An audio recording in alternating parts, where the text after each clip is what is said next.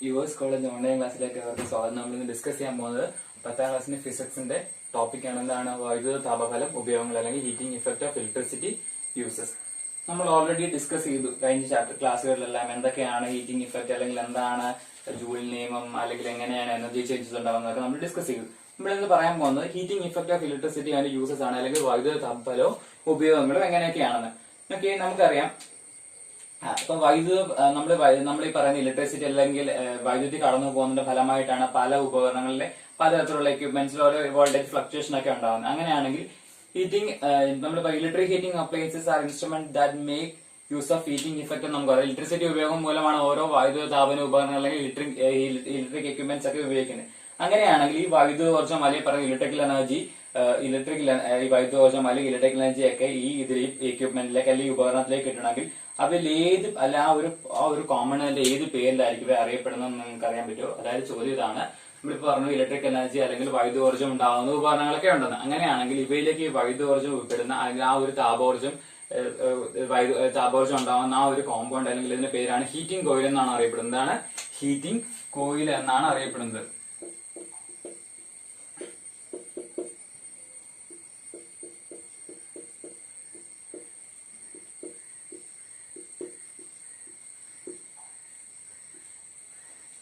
ഇതാണ് അറിയപ്പെടുന്നത് heating coil എന്നാണ് അറിയപ്പെടുന്നത്. നമുക്ക് ഹീറ്റിംഗ് കോയിൽ എന്ന് പറയുന്ന അല്ലെങ്കിൽ ഈ ഒരു ഹീറ്റിംഗ് കോയിൽ നിർമ്മിക്കാൻ ഉപയോഗിക്കുന്ന പ്രധാന പദാർത്ഥമാണ് അല്ലെങ്കിൽ പ്രധാന എക്യുപ്മെന്റ് ആണ്, മെറ്റീരിയൽ ആണ് ഏത്?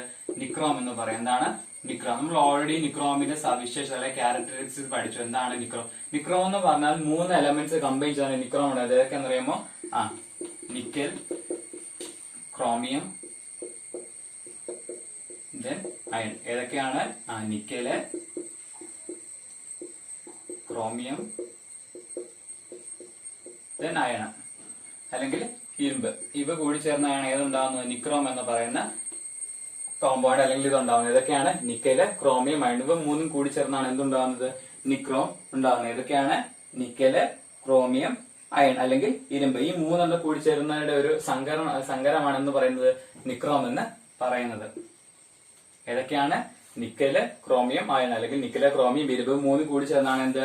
നിക്രോം ഉണ്ടാകും. അങ്ങനെയാണെങ്കിൽ നിക്രോമിന്റെ എന്തെല്ലാം പ്രത്യേകതകളാണ് നമുക്ക് ഇതിൽ നിന്ന് മനസ്സിലാവും? ഒന്നാമത്തെ പ്രത്യേകത എന്താണ്? നിക്രോമിന് എന്തായിരിക്കും? ഹൈ റെസിസ്റ്റിവിറ്റി ആയിരിക്കും. എന്തായിരിക്കും? ഹൈ റെസിസ്റ്റിവിറ്റി അല്ലെങ്കിൽ ഉയർന്ന റെസിസ്റ്റിവിറ്റി ആയിരിക്കും. രണ്ടാമത്തെ പോയിന്റ് എന്താണെന്ന് അറിയാമോ? ഇവയ്ക്ക് മുമ്പ് നമ്മൾ നേരത്തെ ക്ലാസ്സിൽ പറഞ്ഞല്ലോ, ഇതൊക്കെ എന്തായിരിക്കും? ഹൈ മെൽറ്റിംഗ് പോയിന്റ് ആയിരിക്കും, ഉയർന്ന ദ്രവണാങ്കമായിരിക്കും. ദെൻ തേർഡ് വൺ ആണ് എന്താണ്? ഇവർക്ക് എന്ത് ചെയ്യാൻ പറ്റും? നമ്മൾ മുമ്പ് റെഡ് ഹോട്ട് കണ്ടീഷനിൽ കുറെ നേരം നിൽക്കാനുള്ള കഴിവ് ആർക്കുണ്ട്? റെഡ് ഹോട്ട് കണ്ടീഷനിൽ നിൽക്കാനുള്ള ചുട്ടുപഴുത്ത് അല്ലെങ്കിൽ ചുട്ടുപഴുത്ത് ചുവന്ന രീതിയിൽ നിൽക്കാനുള്ള കഴിവ് ആർക്കുണ്ട്? നിക്രോമിനുണ്ട്. ഫസ്റ്റ് ഈ ചാപ്റ്റർ തുടങ്ങുന്ന സമയത്ത് നമ്മുടെ എക്സ്പീരിയൻസിലൂടെ പ്രൂവ് ചെയ്തായിരുന്നില്ലേ നിക്രോമിന് എന്ത് പ്രത്യേകതയുണ്ട്? ചുട്ടുപഴുത്ത് ദീർഘനേരം നിൽക്കാനുള്ള കഴിവ് ആർക്കുണ്ട്? നിക്രോം. ഇപ്പൊ നിക്രോമിന്റെ സവിശേഷത എന്തൊക്കെയാണ്? ഒന്ന്, ഹൈ റെസിസ്റ്റിവിറ്റി ആയിരിക്കും, ഹൈ മെൽറ്റിംഗ് പോയിന്റ് ആയിരിക്കും. എന്താണ്? റെഡ് ഹോട്ട് കണ്ടീഷനിൽ നിൽക്കാനുള്ള കഴിവ് ആർക്കാണ് കൂടുതൽ? നിക്രോമിനാണ് കൂടുതൽ. എന്തൊക്കെ? ഉയർന്ന റെസിസ്റ്റിവിറ്റി ആയിരിക്കും, ഉയർന്ന ദ്രവണാങ്കമാണ്. പിന്നെ എന്താണ്? ചുട്ടുപഴുത്ത് ദീർഘനേരം ദീർഘനേരം നിൽക്കാൻ കഴിവ് ആർക്കുണ്ട്? നിക്രോമിനുണ്ട്. ഇത്രയാണ് നിക്രോമിന്റെ സവിശേഷത, നിക്രോമിന്റെ പ്രത്യേകത എന്ന് പറയുന്നത്. നെക്സ്റ്റ് ടോപ്പിക്കാണ് സേഫ്റ്റി ഫ്യൂസ്. സേഫ്റ്റി ഫ്യൂസ് അല്ലെങ്കിൽ സുരക്ഷാ ഫ്യൂസ്. സേഫ്റ്റി ഫ്യൂസ് അല്ലെങ്കിൽ സുരക്ഷാ ഫ്യൂസ് എന്ന് വെച്ചാൽ എന്താണ്? നമ്മുടെ വൈദ്യുതിയുടെ അല്ലെങ്കിൽ ഇലക്ട്രിസിറ്റിയുടെ താപത്തിന്റെ അല്ലെങ്കിൽ ഹീറ്റിന്റെ അടിസ്ഥാനത്തിൽ പ്രവർത്തിക്കുന്ന ഉപകരണങ്ങളാണ് എന്ന് പറയുന്നത്. പ്രവർത്തിക്കുന്ന ഉപകരണമാണ് ഏത്? സേഫ്റ്റി ഫ്യൂസ് അല്ലെങ്കിൽ സുരക്ഷാ ഫ്യൂസ് എന്ന് പറയുന്നതാണ് നമ്മുടെ വൈദ്യുതിയുടെ താപത്തിനടുത്ത് ഇലക്ട്രിസിറ്റിയുടെ ഹീറ്റ് എനർജിയുടെ അടിസ്ഥാനത്തിൽ പ്രവർത്തിക്കുന്ന ഉപകരണമാണ് ഏത്?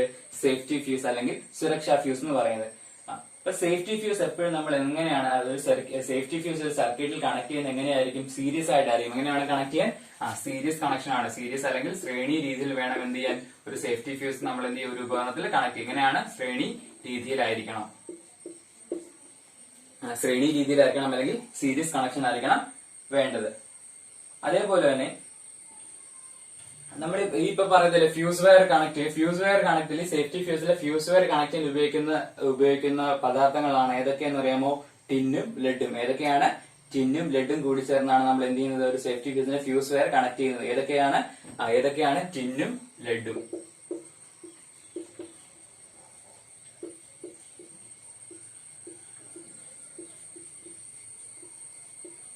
ഇതാണ് ഏതൊക്കെ രണ്ട് അലോയ്സ് ആണുള്ളത്, ഏതൊക്കെ രണ്ട് സങ്കര പദാർത്ഥങ്ങളാണ് ടിൻ ആൻഡ് ലെഡ്. ഏതൊക്കെയാണ്?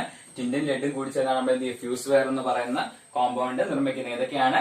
ടിന്നും ലെഡും കൂടി ചേർന്നാണ്.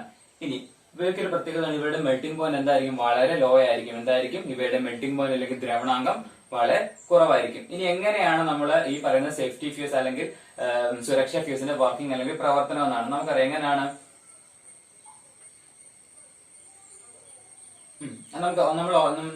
നിങ്ങൾ ചെറിയ ക്ലാസ് നിങ്ങൾ ഓൾറെഡി ഇതിനെപ്പറ്റി കേട്ടിട്ടുണ്ടായിരിക്കാം, നിങ്ങൾക്ക് അറിയാവുന്നതായിരിക്കും. എങ്ങനെയാണ്? അതായത് നമ്മളിപ്പോ പറയുന്ന ഒരു വൈദ്യുതിയിലൂടെ നമ്മൾ ഇതൊരു സർക്യൂട്ടിലൂടെ വൈദ്യുതി കടന്നു പോകുക അല്ലെങ്കിൽ കറണ്ട് പാസ് ചെയ്യുക. കറണ്ട് പാസ് ചെയ്യുന്ന സമയത്ത് അതിലൂടെ കടന്നു പോകുന്നതിനേക്കാൾ കൂടുതലായിട്ട് കറണ്ട് പോകുന്ന സമയത്ത്, അല്ലെങ്കിൽ ഇപ്പൊ ഫോർ എക്സാമ്പിൾ ഒരു ലൈനിലൂടെ വൈദ്യുതി അല്ലെങ്കിൽ ഇലക്ട്രിസിറ്റി കടന്നു പോവുക, അതിനെക്കൊണ്ട് പറ്റാവുന്ന കൂടുതൽ താപം അല്ലെങ്കിൽ ഹീറ്റ് എന്ത് ചെയ്യുന്നു? കൂടുന്ന സമയത്ത് എന്ത് ചെയ്യുന്നു? ഹീറ്റ് വെയർ മെൽറ്റ് ആവുക, അല്ലെങ്കിൽ ഹീറ്റ് വെയർ എന്ത് ചെയ്യുന്നു? ഹീറ്റ് വെയർ താപം കൂടുന്ന അനുസരിച്ച് അല്ലെങ്കിൽ ഹീറ്റ് കൂടുന്ന അനുസരിച്ച് എന്ത് ചെയ്യുന്നു? അതിന്റെ മെൽറ്റിംഗ് പോയിന്റ് ഉള്ള ഫ്യൂസ് വയർ എന്ത് ചെയ്യുന്നു? ഉരുകി മെൽറ്റ് ആവുന്നു. ഫ്യൂസ് വയർ മെൽറ്റ് ആയി എന്ത് ചെയ്യുന്നു? അത് വിച്ഛേദിക്കപ്പെടുന്നു, അല്ലെങ്കിൽ അവയുടെ കണക്ഷൻ ബ്ലോക്ക് ആവുന്നതാണ്, അല്ലെങ്കിൽ ബ്രേക്ക് ഡൗൺ ചെയ്ത് സർക്യൂട്ടിലെ കറണ്ടിലൂടെ പോകുന്നതാണ് എന്ന് പറയുന്നത് സേഫ്റ്റി ഫ്യൂസ് അല്ലെങ്കിൽ സുരക്ഷാ ഫ്യൂസ്. അതായത് നമുക്ക് ഒരു മാക്സിമം കടന്നു പോകാൻ പറ്റുന്ന വൈദ്യുതി എന്ത് ചെയ്യും? സർക്യൂട്ടിലൂടെ കടന്നു പോകുന്ന സമയത്ത് എന്ത് ചെയ്യുന്നു? കൂടുതൽ താപം വഴി ആ ഫ്യൂസ് വയർ ഉരുകി പോകുമ്പോൾ എന്ത് ചെയ്യുന്നു? അതിന്റെ സർക്യൂട്ട് ബ്രേക്ക് ഡൗൺ ആവുന്നതാണ് ഇത് സേഫ്റ്റി ഫ്യൂസ് വഴി. അങ്ങനെയാണെങ്കിൽ സേഫ്റ്റി ഫ്യൂസിലെ അതിലെ അമിതമായിട്ട് അല്ലെങ്കിൽ ഈ പറയുന്ന പോലെ കൂടുതലായിട്ടും കറണ്ട് കടന്നു പോകാനുള്ള രണ്ട് കാരണങ്ങളുണ്ടായിരിക്കും അല്ലെ? മേജറായിട്ട് കറണ്ട് കടന്നു പോലെ വൈദ്യുതി കൂടി പോലെ രണ്ട് കാരണങ്ങളാണ് എന്തൊക്കെ? ഒന്ന് ഓവർലോഡിങ്ങും ഒന്ന് ഷോർട്ട് സർക്യൂട്ടും. എന്താണ് ഓവർലോഡിങ്ങും ഷോർട്ട് സർക്യൂട്ടും?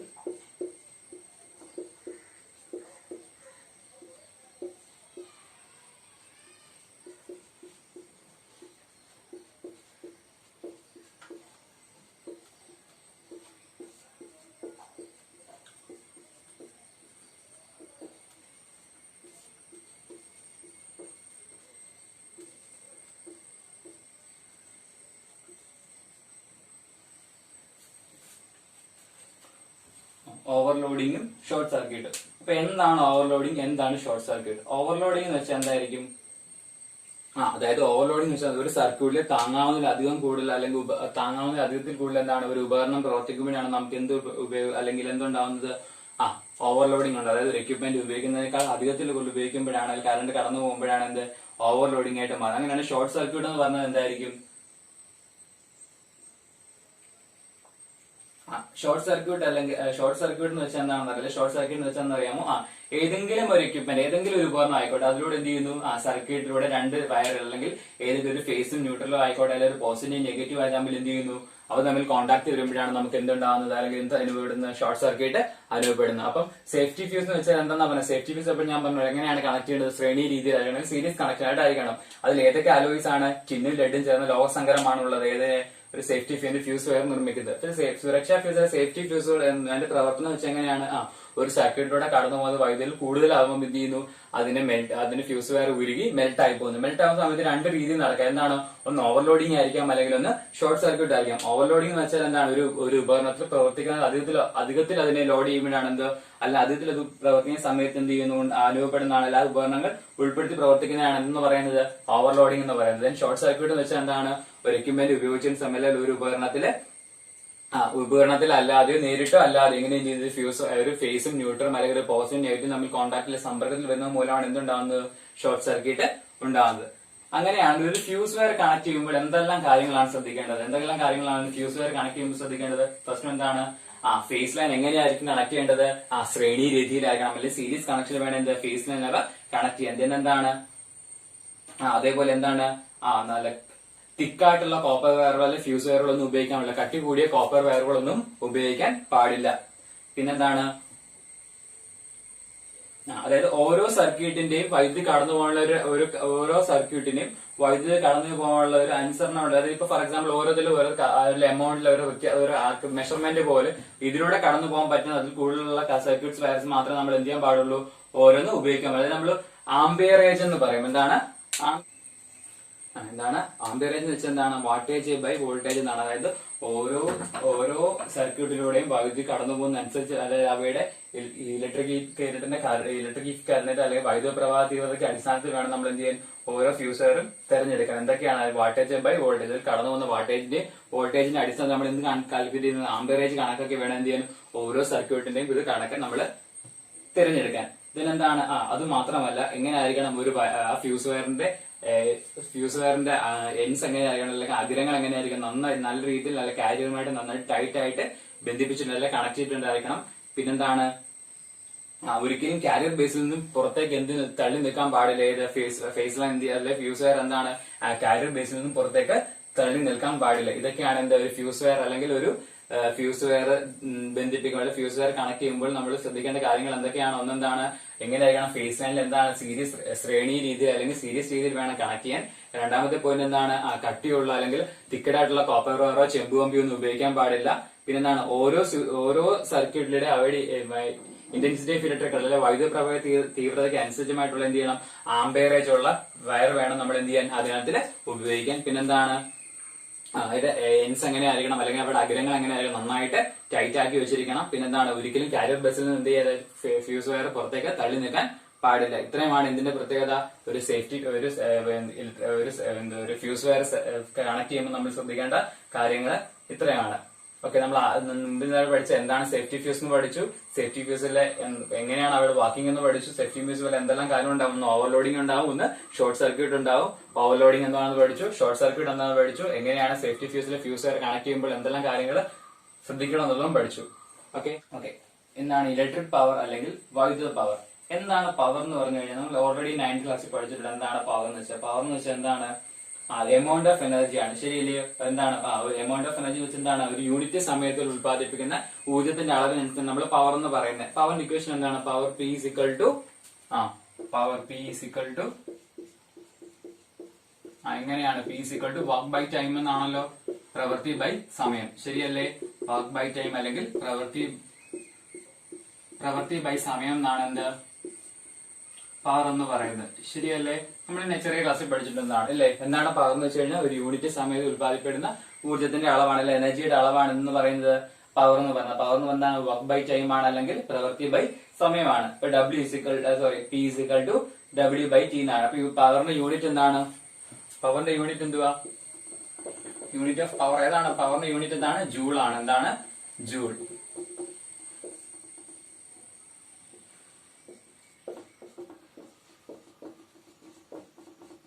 യൂണിറ്റ് ഏതാണ്? ജൂൾ ആണ് പവറിന്റെ യൂണിറ്റ്. നമ്മൾ ഈ ടോപ്പിക്ക് പഠിച്ച സമയത്ത് ജൂൾ നെയിം അനുസരിച്ച് പറഞ്ഞ എന്താണ്? H equal to I square RT എന്ന്. ശരിയല്ലയോ? ജൂൾസ് നെയിം അനുസരിച്ച് എന്താണ്?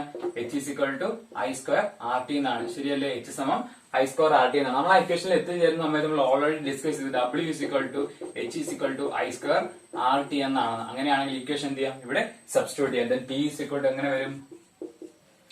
P ഈക്വൽ ടു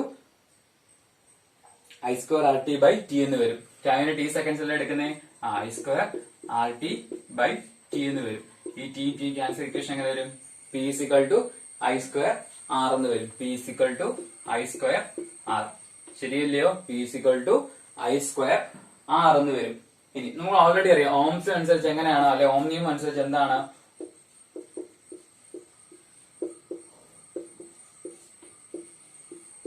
ഓം നിയമം അനുസരിച്ച് I equal to V by R എന്നാണ്. ശരിയല്ലയോ? I equal to V by R എന്നാണ്. ഇവിടെ എന്താണ്? I സ്ക്വയർ എന്നാണ്. അപ്പൊ എങ്ങനെ വരും? V equal to P equal to എങ്ങനെ വരും? I സ്ക്വയർ R എന്ന് പറയുമ്പോൾ V ബൈ R എന്നാണ്. അപ്പം V square by R square into R എന്ന് വരും. ശരിയല്ലയോ? V square by R square into R എന്ന് വരും. ഈ ഇക്വേഷൻ സബ്സ്റ്റിറ്റ്യൂട്ട് ചെയ്യുന്ന സമയത്ത് ഇനി നമുക്ക് ഈ ഇക്വേഷന് പകരം നമ്മൾ ഓൾറെഡി ഡിസ്കസ് ചെയ്ത് H സമം I square RT equation substitute ചെയ്യാൻ എങ്ങനെ വരും? അല്ലെങ്കിൽ H സമം I square RT equation substitute ചെയ്യാൻ വരും? V square into R square into T by T എന്ന് വരും. ഈ T ക്യാൻസൽ ചെയ്ത ഇക്വേഷൻ എങ്ങനെ വരും?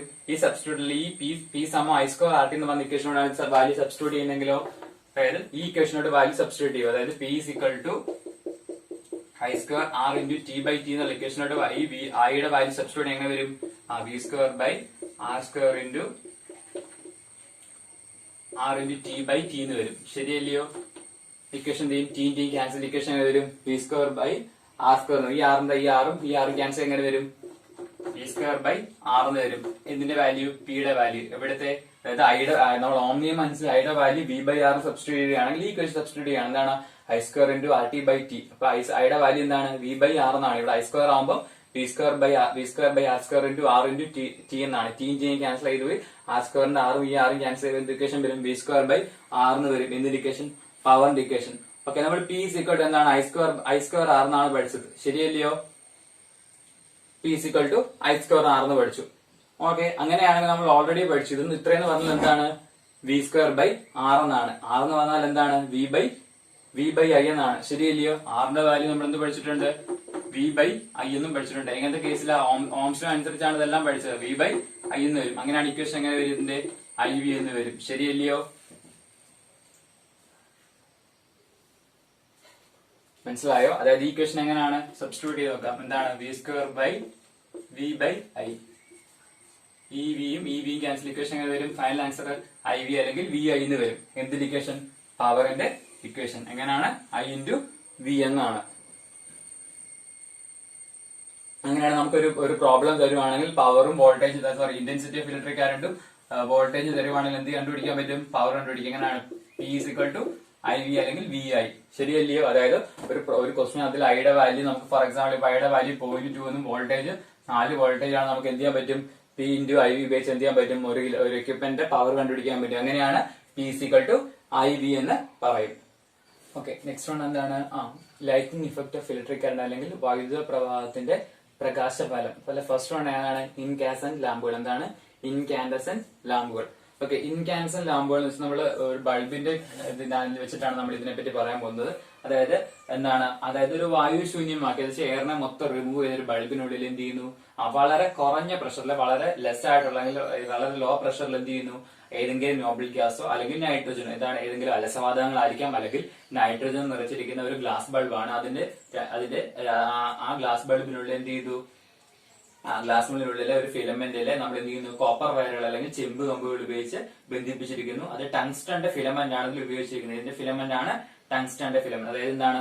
ആ വായു ശൂന്യമാക്കിയ അല്ലെ എയറിനെ റിമൂവ് ചെയ്ത എന്ത് ചെയ്യുന്നു?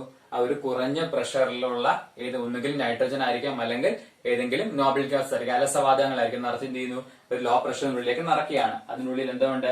അതിനുള്ളിൽ 2 ചെമ്പ് കമ്പികളുണ്ട് അല്ലെങ്കിൽ 2 കോപ്പർ വയറുകളുണ്ട്. അവ ടങ്സ്റ്റണുമായിട്ട് ബന്ധിപ്പിച്ചിരിക്കുകയാണ്. ടങ്സ്റ്റൺ എന്ന് പറയുന്ന ഫിലമെന്റുമായിട്ടാണ് അവ എന്ത് ചെയ്യുന്നത്?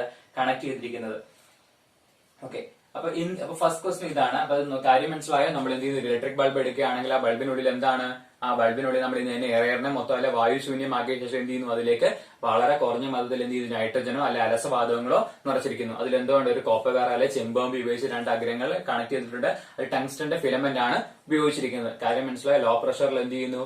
ലോ പ്രഷറിൽ ഒരു എയർ റിമൂവ് ചെയ്തൊരു ഗ്ലാസ് ബൾബിലേക്ക് നമ്മൾ നൈട്രജനോ അല്ലെങ്കിൽ ഇതിൽ നോബിൾ ഗ്യാസസോ നിറച്ചിരിക്കുന്നു. അതിനുശേഷം എന്ത് ചെയ്യുന്നു? അതിന്റെ 2 എയറിലും കോപ്പർ ഉപയോഗിച്ച് കണക്ട് ചെയ്തിട്ടുണ്ട്. ടങ്സ്റ്റന്റെ ഫിലമെന്റ് ആണ് ഉപയോഗിച്ചിരുന്നത്. ഫസ്റ്റ് ക്വസ്റ്റ്യൻ ഇതാണ്. എന്തിനു വേണ്ടിയായിരിക്കാം ഈ ബൾബിൽ നമ്മൾ എന്ത് എയറിനെ അല്ലെങ്കിൽ വായുവിനെ ശൂന്യമാക്കുന്നത്? എന്തിനു വേണ്ടിയായിരിക്കും എയറിനെ റിമൂവ് ചെയ്തല്ല വായുവിനെ മാറ്റുന്നത്? എന്തിനു വേണ്ടിയായിരിക്കും? ഫസ്റ്റ് ആണ്. അതിന്റെ ആൻസർ എന്താ പറയുമ്പോൾ അത് നമ്മുടെ ടങ്സ്റ്റൺ എന്ന് പറയുന്ന ഫിലമെന്റ് എന്താണ്? ഹൈ അല്ലെങ്കിൽ ഇവ ടങ്സ്റ്റന്റെ പ്രത്യേകതയുണ്ട്. ആദ്യം ടങ്സ്റ്റന്റെ പ്രത്യേകത പഠിച്ചിട്ട് എന്താണ് റീസൺ എന്ന് പഠിക്കാം. അതായത് ടങ്സ്റ്റന്റെ പ്രത്യേകത ഫസ്റ്റ് എന്താണ്? നമ്മൾ ഓൾറെഡി പഠിച്ചു. ടങ്സ്റ്റൻ എന്തുകൊണ്ട്? ഹൈ റെസിസ്റ്റിവിറ്റി ആണ്. എന്താണ് ടങ്സ്റ്റന്റെ സബ്ജക്റ്റിൽ എന്താണ് ടങ്സ്റ്റന്റെ പ്രത്യേകതകളാണ് പറയാൻ പോകുന്നത്.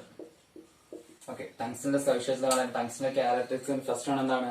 ഹൈ റെസിസ്റ്റിവിറ്റി ആണ്, അല്ലെ ഉയർന്ന പ്രതിരോധമാണ്. ദെൻ ഹൈ മെൽറ്റിംഗ് പോയിന്റ് ആണ്, ഉയർന്ന ദ്രവണാങ്കമായിരിക്കും. ദെൻ ഹൈ ഡക്ടിലിറ്റി, അല്ലെ ഉയർന്ന ഡക്ടിലിറ്റി. ഡക്ടിലിറ്റി വെച്ചാൽ നമുക്ക് അതിനെ ഭയങ്കര തിൻ ഫൈബർ തിൻ വയറുകളാക്കാൻ പറ്റുന്നതാണ് ഡക്ടിലിറ്റി കൂടുതലാണെന്ന് പറയുന്നത്. Then it become white hot, can be emit light for a long time. എന്താണ് വൈറ്റ് ഹോട്ട്? ധവളപ്രകാശം നൽകുന്ന കഴിവ് ആർക്കുണ്ട്?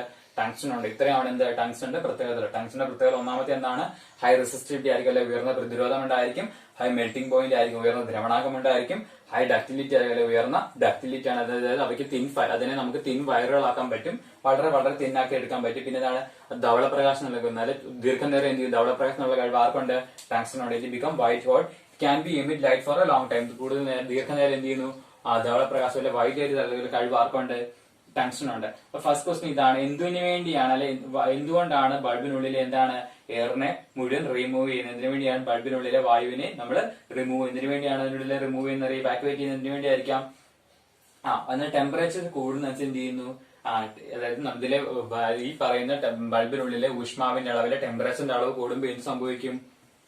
ആ താപനില വരുമ്പോൾ എന്ത് ചെയ്യുന്നു, വായുവിലുള്ള ഓക്സിജനുമായിട്ട് ഇവ എന്ത് ചെയ്യുന്നു, കൂടിച്ചേരുന്നു. അപ്പം അതായത് വായുവിനുള്ള ഓക്സിജൻ കൂടിച്ചേരുന്ന ഓക്സിജൻ നടക്കാനുള്ള ചാൻസ് ഉണ്ട്. അതിനുവേണ്ടിയാണ് നമ്മൾ എന്ത് ചെയ്യുന്നത്, അതിനുള്ളിൽ നിന്നും വായുവിനെ നീക്കം ചെയ്യുന്നതിന് വേണ്ടിയാണ്. അതായത് ഈ ബൾബിനുള്ളിലെ ഓക്സിജൻ, ബൾബിനുള്ളിലെ വായു ഊഷ്മാവിനനുസരിച്ച് ഓക്സിജനുമായിട്ട് ആര് കോൺടാക്റ്റിൽ ഏർപ്പെടും, ടങ്സ്റ്റൺ കോൺടാക്റ്റിൽ ഏർപ്പെടുത്ത് ഓക്സിഡേഷനിലെ ഓക്സീകരണം നടക്കാതിരിക്കാൻ വേണ്ടിയാണ് നമ്മൾ എന്ത് ചെയ്യുന്നത്, ബൾബിനുള്ളിലെ വായുവിനെ ശൂന്യമാക്കുന്നത്. ഇനി ബൾബിനുള്ളിൽ എന്തിനു വേണ്ടിയായിരിക്കാം അലസവാതകങ്ങൾ അല്ലെങ്കിൽ പറഞ്ഞ നോബിൾ ഗ്യാസസോ അല്ലെങ്കിൽ നൈട്രജനോ നടക്കുന്നത്? എന്തിനു വേണ്ടിയായിരിക്കും അറിയാം, എന്തിനു വേണ്ടിയായിരിക്കും?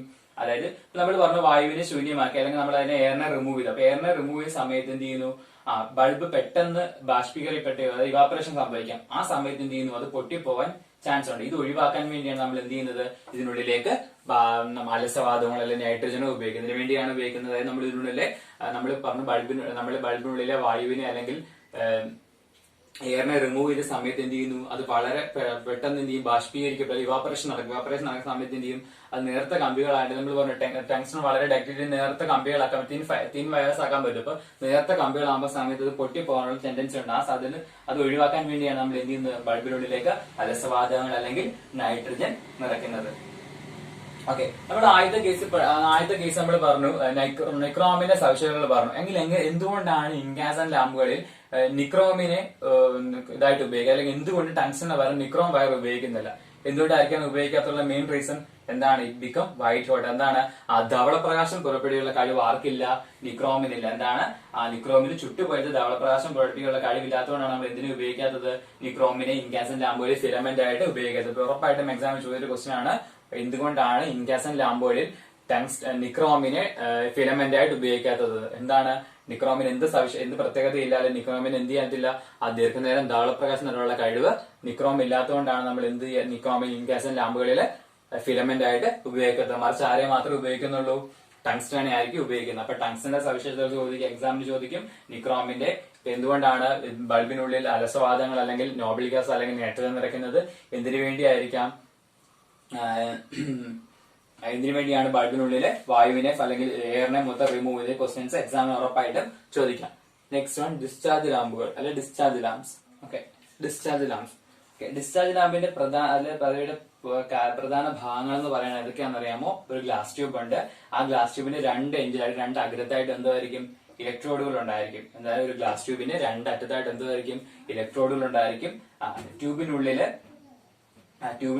വാതകവും അതേപോലെ ഏതെങ്കിലും ലോഹ സംയുക്തം ഏതെങ്കിലും മെറ്റൽ കോമ്പൗണ്ട്സിന്റെ കുറഞ്ഞ പ്രഷറിൽ ഇതിനുള്ളിൽ നിറച്ചിരിക്കും. എന്താണ്? ഒരു ഗ്ലാസ് ട്യൂബിന്റെ രണ്ടറ്റത്ത് എന്തുണ്ടായിരിക്കും, ഓരോ ഇലക്ട്രോഡ്സ് ഉണ്ടായിരിക്കും. ഇലക്ട്രോഡ്സിന്റെ ഉള്ളിലേക്ക് ഏതെങ്കിലും വാതകങ്ങളായിരിക്കും അല്ലെങ്കിൽ ഏതെങ്കിലും മെറ്റൽ കോമ്പൗണ്ട്സ് ആയിരിക്കും അല്ലെങ്കിൽ ലോഹ സംയുക്തങ്ങളായിരിക്കും. എന്ത് ചെയ്യുന്നു, വളരെ ലോ പ്രഷറിലെ കുറഞ്ഞ മർദ്ദത്തിൽ എന്ത് ചെയ്യുന്നു, ഇതിനുള്ളിലേക്ക് നിറയ്ക്കുന്നു.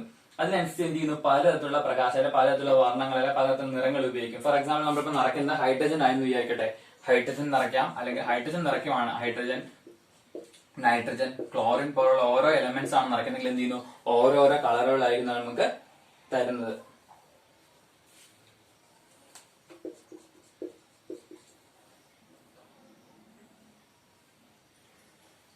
ഫോർ എക്സാമ്പിൾ ഇപ്പൊ ഹൈഡ്രജൻ ആണ് നിറയ്ക്കുന്നെങ്കിൽ ഈ നിറമെന്നറിയാമോ, ബ്ലൂ കളർ ആയിരിക്കും തരുന്നത്. ഏതാണ്? നീല നിറമായിരിക്കും ഹൈഡ്രജൻ അതിനുള്ളിൽ നിറയ്ക്കുവാണെങ്കിൽ നമുക്ക് കിട്ടുന്നത്. ദെൻ നൈട്രജൻ ആണ് നിറയ്ക്കുന്നെങ്കിൽ ഏത് കളർ ആയിരിക്കും? നൈട്രജൻ ആണെങ്കിൽ റെഡ് ആയിരിക്കും. ഏതാണ്? റെഡ് ആയിരിക്കും അല്ലെങ്കിൽ ചുവപ്പ് നിറമായിരിക്കും ലഭിക്കുന്നത്. ദെൻ ക്ലോറിൻ ആണ് നിറയ്ക്കുന്നെങ്കിൽ ഏതായിരിക്കും അറിയാമോ? ക്ലോറിൻ ആണെങ്കിൽ പച്ച കളർ ആയിരിക്കും, ഗ്രീൻ കളറാണ് ക്ലോറിൻ നിറയ്ക്കുമ്പോൾ നമുക്ക് കിട്ടുന്നത്.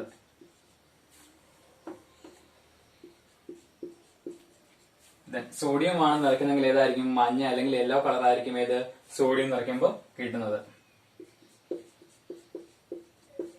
അപ്പൊ ഓരോ ഡിസ്ചാർജ് ലാമ്പ് നമ്മൾ നിറയ്ക്കുന്ന അലസവാതകങ്ങൾ അല്ലെങ്കിൽ മെറ്റൽ കോമ്പൗണ്ട്സ് ഏതായിരിക്കും, ഏതെങ്കിലും വാതകങ്ങളോ അല്ലെങ്കിൽ ഏതെങ്കിലും മെറ്റൽ കോമ്പൗണ്ട്സോ ലോഹ സംയുക്തങ്ങളാണ് നിറയ്ക്കുന്നെങ്കിൽ എന്ത് ചെയ്യുന്നു, അത് നിറയ്ക്കുന്നതനുസരിച്ച് എന്ത് ചെയ്യും, അവയുടെ കളറിൽ വ്യത്യാസം ഉണ്ടാവും. അതായത് ഇപ്പൊ ഫോർ എക്സാമ്പിൾ ഹൈഡ്രജൻ നിറച്ചാൽ നീല കളർ ആയിരിക്കും, നൈട്രജൻ നിറച്ചാൽ റെഡ് ആയിരിക്കും, ക്ലോറിൻ നിറച്ചാൽ പച്ചയായിരിക്കും അല്ലെങ്കിൽ ഗ്രീൻ ആയിരിക്കും, സോഡിയം നിറച്ചാൽ മഞ്ഞയായിരിക്കും അല്ലെങ്കിൽ യെല്ലോ ആയിരിക്കും. ഇനി എങ്ങനെയാണ് ഇതിന്റെ വാക്യൂം പ്രിൻസിപ്പിൾ എന്ന് പറഞ്ഞു കഴിഞ്ഞാൽ എന്ത് ചെയ്യുന്നു, ഇപ്പൊ ഇലക്ട്രോഡിന്റെ ഉള്ളിലൂടെ വൈദ്യുതി കടന്നു പോലെ വൈദ്യുതി കടത്തി വിടുമ്പോൾ എന്ത് ചെയ്യുന്നു, ഈ പറഞ്ഞ രണ്ട് ഇലക്ട്രോഡുകൾക്കിടയിൽ ഇതൊരു പൊട്ടൻഷ്യൽ വ്യത്യാസം അല്ലെങ്കിൽ ഒരു പൊട്ടൻഷ്യൽ ഡിഫറൻസ് ഉണ്ടാവും. ആ പൊട്ടൻഷ്യൽ ഡിഫറൻസ് എന്ത് ചെയ്യുന്നു, ഇവയിലുള്ള വാതക തന്മാത്രകൾ അല്ലെങ്കിൽ ഇവയിലുള്ള ഗ്യാസ് മോളിക്യൂൾസ് എന്ത് ചെയ്യുന്നു, അവ അയണൈസ് ആവും അല്ലെങ്കിൽ അവ അയോണീകരിക്കപ്പെടും. ഈ അയോണീകരിക്കപ്പെടുന്ന സമയത്ത് എന്ത് ചെയ്യും, ഈ അയോണുകൾ എന്ത് ചെയ്യുന്നു, അതായത് ഇപ്പം ഫോർ എക്സാമ്പിൾ ഇപ്പൊ ഞാൻ പറഞ്ഞ രണ്ട് ഇലക്ട്രോഡുകളുണ്ട്, രണ്ട് ഇലക്ട്രോഡിനെ അറ്റത്ത് നമ്മൾ വൈദ്യുതി കടത്തി വിടുകയാണ്. വൈദ്യുതി കടത്തി വിടുന്ന സമയത്ത് ഇതിൽ എന്തുകൊണ്ട് ഓൾറെഡി നമ്മൾ ഏതെങ്കിലും വാതകങ്ങൾ അല്ലെങ്കിൽ ഏതെങ്കിലും ലോഹ സംയുക്തത്തിൽ നിറച്ചിട്ടുണ്ട്. അപ്പൊ ഈ വാതകങ്ങൾ എന്ത് ചെയ്യുന്നു, പെട്ടെന്ന് ഓക്സിഡൈസ് ആവും അല്ലെങ്കിൽ എന്ത് ചെയ്യും, അയോണീകരിക്കപ്പെടും. അയണൈസ് ഓക്സീകരണം നടക്കുന്ന സമയത്ത് എന്ത് ചെയ്യും, ഇവയിലെ മോളിക്യൂൾസ് അങ്ങോട്ട് ഇങ്ങോട്ടും പോയി. അപ്പൊ എല്ലാ മോളിക്യൂൾസ് ഒന്നും ഓക്സിഡൈസ് ആവത്തില്ല അല്ലെങ്കിൽ അയോണീകരിക്കപ്പെടത്തില്ല. അപ്പൊ അയോണീകരിക്കപ്പെടാത്ത മോളിക്യൂൾസ് നമ്മൾ എന്ത് ചെയ്യും, ഈ അതായത് ഓക്സിഡൈസ് ആയ മോളിക്യൂളും ഓക്സിഡൈസ് ആവാത്ത മോളിക്യൂളും രണ്ട് തരത്തിലുള്ള സംയുക്ത അല്ല തന്മാത്രകളുണ്ട്. അതായത് അയോണീകരിക്കപ്പെടാത്ത ആറ്റങ്ങളുണ്ട്, അയോണീകരിക്കപ്പെടാത്ത ഇവ തമ്മിൽ എന്ത് ചെയ്യുന്നു, കൂട്ടിച്ചേരുമ്പോ എന്ത് ചെയ്യുന്നു, ഇവയുടെ എനർജി ലെവൽ കൂടുകയും ചെയ്യും. അത് കൂടുന്ന അനുസരിച്ച് എന്ത് ചെയ്യുന്നു, ഇലക്ട്രോഡ് എന്ത് ചെയ്യുന്നു, എനർജി ലെവൽ കൂടുന്ന അധികമായിട്ട് അല്ലെങ്കിൽ ഹൈ എമൗണ്ടിൽ എന്ത് ചെയ്യുന്നു, നമുക്ക് വെളിച്ചം അല്ലെങ്കിൽ ലൈറ്റ് കൂടുതൽ കിട്ടാൻ സാധ്യതയാകും. കാര്യം മനസ്സിലായോ? അതായത് ഞാൻ പറഞ്ഞു എന്താണ്, ഈ ഡിസ്ചാർജ് ലാമ്പുകൾ രണ്ട് ഇലക്ട്രോഡുകളുണ്ട്. നമ്മൾ എന്ത് ചെയ്യുന്നു, ഏതെങ്കിലും ഒരു ഗ്യാസ് മോളിക്യൂൾസ് അല്ലെങ്കിൽ വാതകമായിരിക്കാം അല്ലെങ്കിൽ ആയിരിക്കാം ഏതെങ്കിലും മെറ്റൽ കോമ്പൗണ്ട്സ് ലോഹ സംയുക്തങ്ങളായിരിക്കും. ഇവ നിറച്ച സമയത്ത് നമ്മൾ ഇതിലൂടെ വൈദ്യുതി കടത്തി വിടുകയാണ്. വൈദ്യുതി കടത്തുന്ന ഫലമായിട്ട് എന്ത് ചെയ്യുന്നു, ഈ പറയുന്ന ഇലക്ട്രോഡുകൾക്കിടയിൽ ഒരു പൊട്ടൻഷ്യൽ വ്യത്യാസം അല്ലെങ്കിൽ പൊട്ടൻഷ്യൽ ഡിഫറൻസ് അനുഭവപ്പെടും. ഈ പൊട്ടൻഷ്യൽ ഡിഫറൻസ് അനുഭവപ്പെടുന്ന ഫലമായിട്ട് എന്ത് ചെയ്യുന്നു, ഇവയിലുള്ള ഗ്യാസ് മോളിക്യൂൾസ് എന്ത് ചെയ്യും, ഓക്സിഡൈസ് ആവും അല്ലെങ്കിൽ അയോണീകരിക്കപ്പെടും. അപ്പൊ എല്ലാ മോളിക്യൂൾസ് അല്ലെങ്കിൽ എല്ലാ ആറ്റങ്ങളും എന്ത് ചെയ്യുന്നില്ല, അവ അയോണീകരിക്കപ്പെടുന്നില്ല. ഈ അയോണീകരിക്കപ്പെടാത്ത ആറ്റങ്ങൾ അല്ലെങ്കിൽ ഓക്സിഡൈസ് ആവാത്ത ആറ്റങ്ങൾ എന്ത് ചെയ്യുന്നു, ഓക്സിഡൈസ് ആവാത്ത ആറ്റങ്ങളും ഓക്സിഡൈസ് ആവുന്ന തമ്മിൽ കമ്പൈൻ ചെയ്യും, കൂട്ടിമുട്ടും. അങ്ങോട്ടും നമുക്കറിയാം gas molecules movement of freedom വളരെ കൂടുതലാണ്. അതൊക്കെ അങ്ങോട്ടും ചലിക്കാനുള്ള വേഗത കൂടുതലാണ് മറ്റുള്ളവരെ കമ്പയർ ചെയ്യുമ്പോൾ. അപ്പൊ അത് വേഗത്തിൽ അങ്ങോട്ടും മൂവ് ചെയ്യുന്ന സമയത്ത് എന്ത് ചെയ്യും, അവയുടെ വീണ്ടും കൊളൈഡ് ചെയ്യുന്നതിന്റെ ഫലമായിട്ട് എന്ത് ചെയ്യുന്നു, അവയുടെ എനർജി ലെവൽ കൂടും. എനർജി ലെവൽ കൂടുന്നതിന്റെ ഫലമായിട്ട് എന്ത് ചെയ്യുന്നു, ഇവയ്ക്ക് അധികത്തിൽ ഹൈ ലെവലിൽ എന്ത് ചെയ്യുന്നു, ലൈറ്റ് പ്രൊവൈഡ് ചെയ്യാനുള്ള കഴിവ് ഉണ്ടാവുന്നു. അങ്ങനെയാണ് നമ്മൾ ഡിസ്ചാർജ് ലാമ്പിന്റെ എനർജി. ഇപ്പൊ ഫോർ എക്സാമ്പിൾ ഇപ്പൊ ഹൈഡ്രജൻ ആണെങ്കിൽ എന്ത് ചെയ്യുന്നു, മുമ്പ് കളർ നീല കളർ ആയിരിക്കും കൂടുതലായിട്ട് കിട്ടുന്നത്. നൈട്രജൻ ആണെങ്കിൽ റെഡിന്റെ അളവ് കൂടും. ഏതൊക്കെ ഗ്യാസ് മോളിക്യൂൾസ് ആണ് ഉപയോഗിക്കുന്നത്, അവയുടെ അളവ് കൂടിക്കൊണ്ടേയിരിക്കും.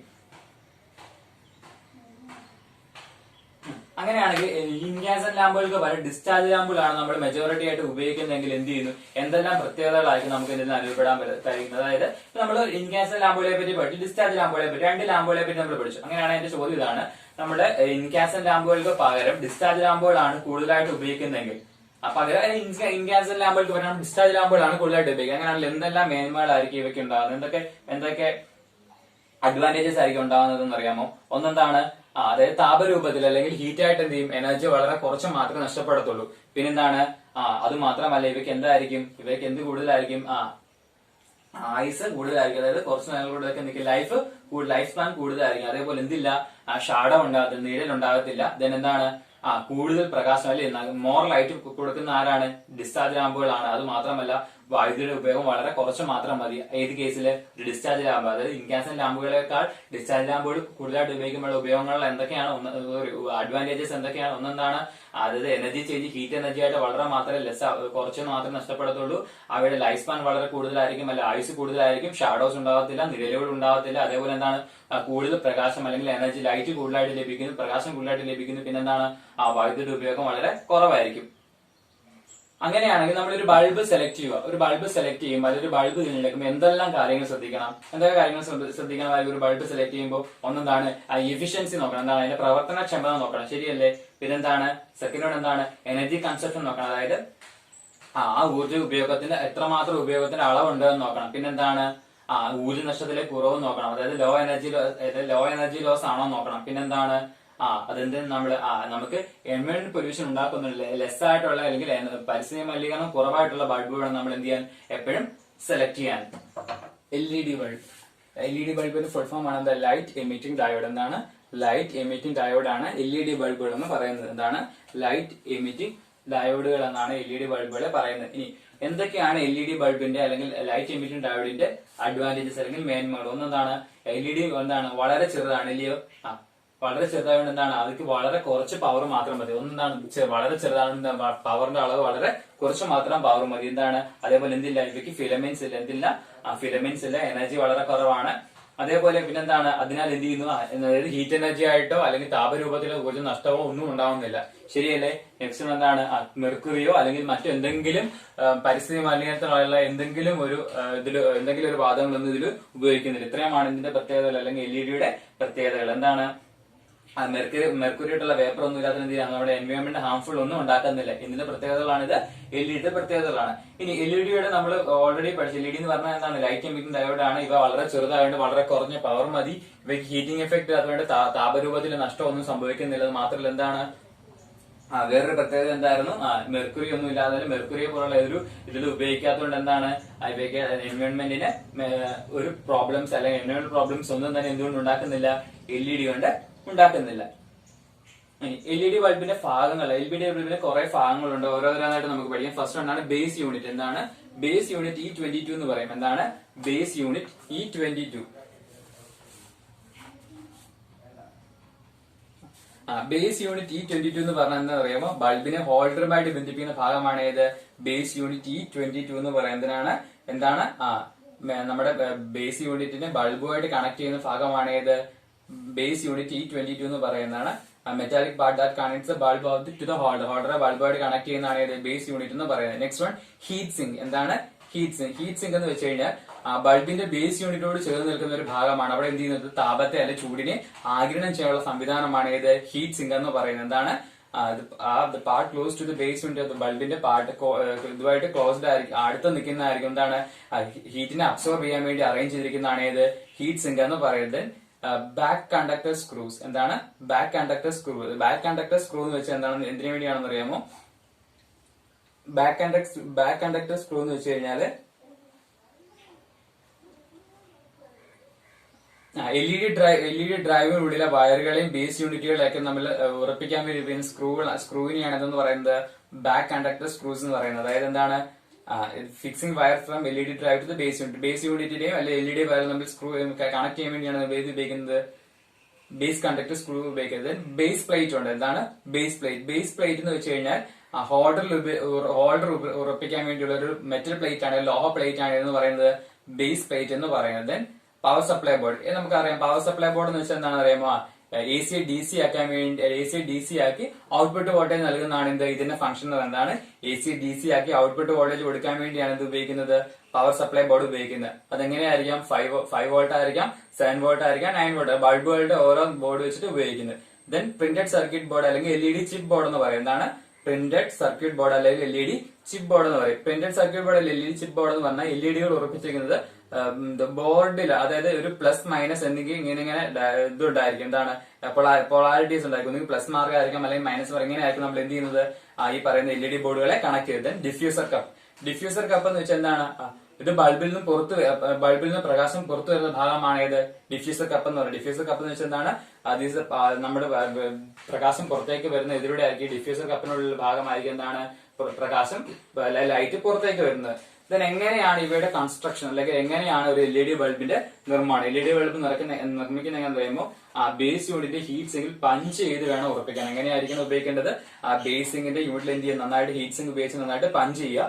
ദെൻ സെക്കൻഡ് വൺ എന്താണ്, പവർ സപ്ലൈ ബോർഡിലെ ഇൻപുട്ട് ഔട്ട്പുട്ട് വയേഴ്സ് തമ്മിൽ എന്ത് ചെയ്യുന്നു, പുറത്ത് കാണാത്ത രീതിയിൽ പൊടിയോ അല്ലെങ്കിൽ ഈർപ്പോ ഒന്നും വരാതെ ഇൻസുലേഷൻ ടേപ്പ് ഉപയോഗിച്ച് നമ്മൾ അതിനെ ചുറ്റണം. എങ്ങനെയാണ്, പവർ സപ്ലൈ ബോർഡിലെ ഇൻസുലേഷൻ ടേപ്പ് ഉപയോഗിച്ച് നമ്മൾ എന്ത് ചെയ്യാൻ, നന്നായിട്ട് ചുറ്റണം. എന്തിനു വേണ്ടി, ഇൻപുട്ട് വോൾട്ടേജും ഔട്ട്പുട്ട് വയറും ഒന്നും വിസിബിൾ ആകാതെ കാണാതിരിക്കാൻ വേണ്ടി, അതിലൂടെ ഡസ്റ്റോ അല്ലെങ്കിൽ മോയ്സ്ചറോ ഒന്നും അതിനുള്ളിലേക്ക് പറ്റാതിരിക്കാൻ വേണ്ടിയാണ് അങ്ങനെ കവർ ചെയ്യുന്നത്. ദെൻ എന്താണ്, പവർ സപ്ലൈ ബോർഡിലെ ഇൻപുട്ട് ഭാഗത്ത് കാണുന്ന വയറുകൾ ഹീറ്റ് സിങ്ക് അല്ലെങ്കിൽ ടെർമിനൽ ദ്വാര ഇവയിലൂടെ വേണം നമ്മൾ എന്ത് ചെയ്യാൻ, ബാക്ക് കണ്ടക്ടർ ഉപയോഗിച്ച് സ്ക്രൂ ഉറപ്പിക്കാൻ. എങ്ങനെ വേണം ഉപയോഗിക്കാൻ, വയർ ഫിക്സ് ചെയ്യാൻ എങ്ങനെ ആയിരിക്കണം, നമ്മുടെ പവർ സപ്ലൈ ബോർഡിന്റെ ബാക്ക് കണ്ടക്ടർ ഉപയോഗിച്ച് അതിലൂടെ ഹീറ്റ് കറന്നു വരുന്ന സിംഗിൾ ടെർമിനൽ ഹോൾസിലൂടെ വേണം നമ്മൾ കൃത്യമായിട്ട് അതിനെ കണക്ട് ചെയ്യാൻ. ഇതെന്താണ്, ഔട്ട്പുട്ടിലെ എങ്ങനെ ഒന്നുകിൽ ചുവപ്പ് നിറത്തിലെ റെഡ് കളറിലുള്ള വയർ പ്രിന്റഡ് സർക്യൂട്ട് ബോർഡിന്റെ പോസിറ്റീവ് ഭാഗത്തും അതേപോലെ കറുത്ത വയർ ആണെങ്കിൽ എന്താണ് നെഗറ്റീവ് ഭാഗത്തും വേണം കണക്ട് ചെയ്യണം. അതായത് ഔട്ട്പുട്ട് ആണെങ്കിൽ റെഡ് കളർ വയർ എന്ത് ചെയ്യണം, പ്രിന്റഡ് സർക്യൂട്ടിന്റെ ബോഡിയുടെ പോസിറ്റീവ് ഭാഗത്തും ആയിരിക്കണം. ബ്ലാക്ക് ആണെങ്കിൽ ഏത് വേണം, നെഗറ്റീവ് ഭാഗത്തും വേണം കണക്ട് ചെയ്യാൻ വേണ്ടി. ദെൻ LED പ്രിന്റഡ് സർക്യൂട്ട് നോക്കുന്ന ബോർഡിലെ ഹീറ്റ് സിങ്ക് കൊണ്ട് നമ്മൾ എന്ത് ചെയ്യണം, കോമ്പൗണ്ട് അതായത് ഹീറ്റ് സിങ്ക് പോലുള്ള കോമ്പൗണ്ട് ഉപയോഗിച്ച് മനുഷ്യൻ മാത്രമേ നമ്മൾ എന്ത് ചെയ്യാൻ പാടുള്ളൂ, ബ്ലേഡ് സർക്യൂട്ട് ഉപയോഗിച്ച് ഉറപ്പിക്കാൻ പാടുള്ളൂ. ദെൻ എന്താണ്, ഹീറ്റ് സിങ്ക് ഡിഫ്യൂസർ ഉപയോഗിച്ച് നന്നായിട്ട് അമർത്തി അടയ്ക്കുക. ദെൻ ലാസ്റ്റ് വൺ എന്താണ്, LED ബൾബിന് എന്ത് ചെയ്യുക, ഹോൾഡർ ഉപയോഗിച്ച് നന്നായിട്ട് പ്രകാശം ലൈറ്റിംഗ് കത്തുന്നുണ്ടോ എന്ന് നമ്മൾ ഉറപ്പ് വരുത്തുക. ഇത്രയുമാണ് എന്ത് LED ബൾബിന്റെ നിർമ്മാണം. അപ്പൊ എക്സാമിന് ഉറപ്പായിട്ടും ഏതെങ്കിലും ഒരു ഫോർ എക്സാമ്പിൾ ഇപ്പൊ LED ബൾബിന്റെ ഭാഗങ്ങൾ അല്ലെ നമ്മൾ പാർട്സ് പഠിച്ചല്ലോ. ഒന്നിൽ എക്സാമിന് ഏതെങ്കിലും ഭാഗത്തിന്റെ പടം എന്നിട്ട് ഏത് പാർട്ടാണെന്ന് ഐഡന്റിഫൈ ചെയ്യാൻ പറയും, അല്ലെങ്കിൽ ആ ഒരു പാർട്ടിന്റെ ഫംഗ്ഷൻ എന്താണെന്ന്, ഏതൊക്കെയാണ് LED ബൾബിന്റെ പാർട്സ് അല്ലെ പാർട്സ് എന്ന് പറയുന്നത്, ഏതൊക്കെയാണ് ഭാഗങ്ങൾ ഏതൊക്കെയാണെന്ന് base unit T22, heat sink, base plate, back conductor screws, then power supply board, then printed circuit board, diffuser cup. ഇത്രയാണ് എന്ത് LED ബൾബിന്റെ ഭാഗങ്ങളിലെ പാർട്സ് എന്ന് പറയുന്നത്. ഇപ്പൊ വേണം എക്സാമിന് ഇങ്ങനെ ചോദിക്കാം, AC DC ആക്കി ഉപയോഗിക്കുന്ന ഏതാണ്, പവർ സപ്ലൈ ബോർഡാണ്. ശരിയാണല്ലോ. ഹോൾഡറിൽ ഒരു മെറ്റൽ പ്ലേറ്റ് ഹോൾഡറിൽ ഉറപ്പിക്കുന്ന ഏതാണ്, അല്ലെങ്കിൽ മെറ്റൽ പ്ലേറ്റിൽ ഹോൾഡർ ഉപയോഗിച്ച് കണക്ട് ചെയ്യുന്ന ഏതാണ്, അത് ബേസ് പ്ലേറ്റ് ആണ്. ഇങ്ങനെ വൺ വേർഡ് ക്വസ്റ്റ്യൻസ് വരാൻ ചാൻസ് ആണ്. അതുപോലെ LED ബൾബ് നിർമ്മിക്കുന്ന വിധം പഠിച്ചോണം, അവരുടെ പാർട്സ് ഏതൊക്കെയാണെന്നും പഠിച്ചോണം. ഈ ചാപ്റ്ററിൽ ലാസ്റ്റ് ടോപ്പിക് ആയിരുന്നു ഏത്, LED ബൾബും അതിന്റെ പാർട്സും, ദെൻ അതിന്റെ വർക്കിംഗും, അല്ലെ LED ബൾബിന്റെ നിർമ്മാണം, കൺസ്ട്രക്ഷൻ എങ്ങനെയാണെന്ന്. ഈ ഒരു ടോപ്പിക്കോടുകൂടി എന്താണ് ഈ ഫസ്റ്റ് ചാപ്റ്റർ അവസാനിക്കുകയാണ്. So thank you.